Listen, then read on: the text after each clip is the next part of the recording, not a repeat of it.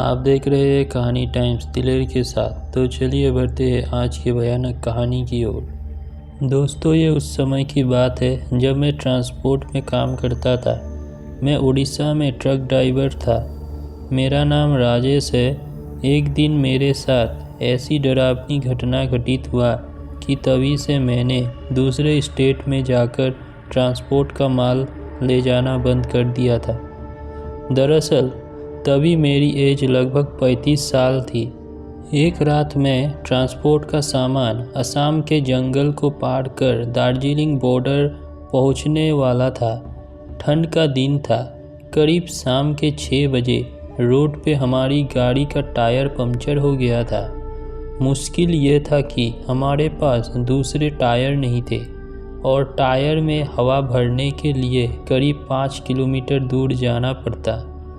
मैं सोच में पड़ गया था कि आगे क्या होगा, क्योंकि ठंड के कारण ट्रक से बाहर रहना भी मुश्किल हो रहा था। तभी मेरी नज़र थोड़ी दूर आ रही रोशनी पे गई। मैंने ध्यान से देखा तो सामने मुझे एक ऑटो दिखाई दिया और ऑटो को देखकर मानो मेरी सारी टेंशन एक ही बार में चली गई। लेकिन मुझे क्या पता था कि ये मेरी ज़िंदगी बदल देगी। जैसे ही ऑटो मेरे सामने आया तो मैंने उस ऑटो ड्राइवर से पूछा, भाई साहब, हमारी ट्रक का टायर पंक्चर हो गया है, प्लीज़ हमें टायर दुकान तक छोड़ दो।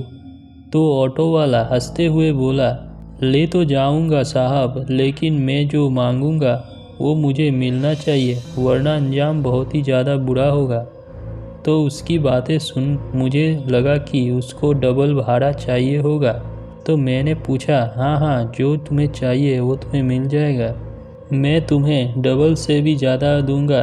इस पर उसने बोला, पैसे नहीं चाहिए मुझे तो 2 बोतल खून चाहिए। खून की बात सुन मेरी धड़कन अचानक बहुत तेज़ हो गई।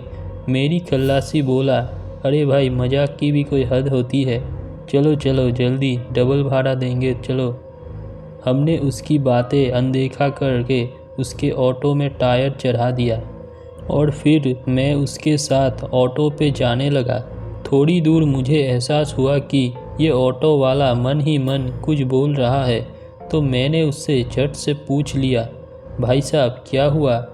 तो उसने जवाब दिया, मेरी शर्तें याद रखना। तो मैं उससे बोला, अच्छा ठीक है, मैं आपकी सभी शर्तें पूरी करूँगा। इसी बीच हम टाउन पहुंच गए और फिर मैंने टायर को रिपेयर करने के लिए टायर सेंटर में ले गया और करीब 2 घंटे बाद मैं टायर रिपेयर कर वापस ले आ रहा था। तभी मुझे सामने वही ऑटो दिखाई दिया।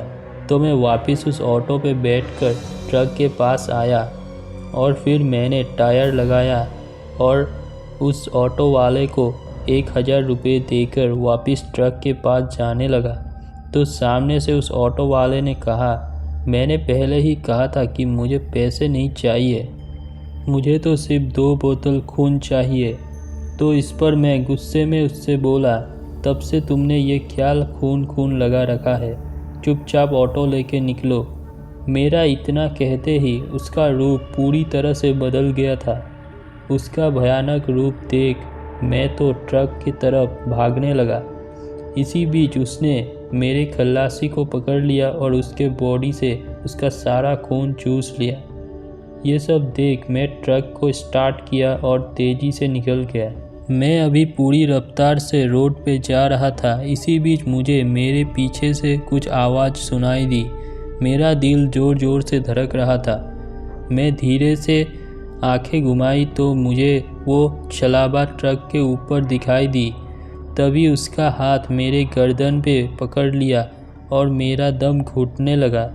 तो मेरा कंट्रोल जाने लगा था ट्रक से, लेकिन मैंने जैसे तैसे ट्रक को रोका और ट्रक से नीचे उतर गया। वो छलाबा ट्रक से गायब हो गया था। ट्रक से नीचे उतरकर मैंने इधर उधर बहुत देखा, लेकिन वो छलाबा मुझे कहीं नहीं दिखी।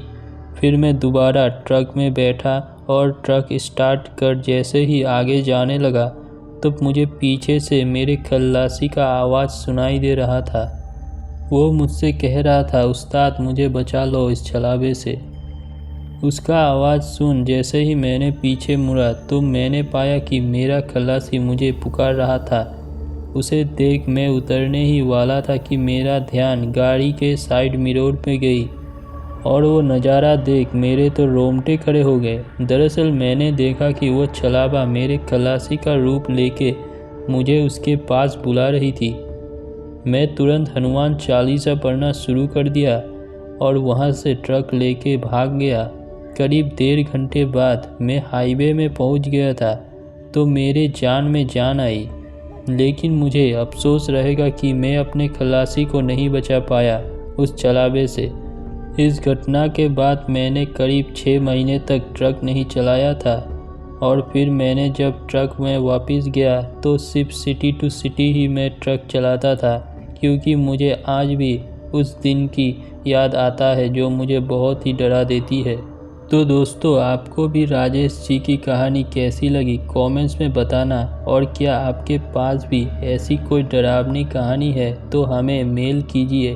और साथ ही चैनल के ग्रोथ के लिए लाइक, शेयर और सब्सक्राइब भी ज़रूर करना। चैनल के साथ जुड़े रहे और नए कहानी का इंतज़ार करें। धन्यवाद।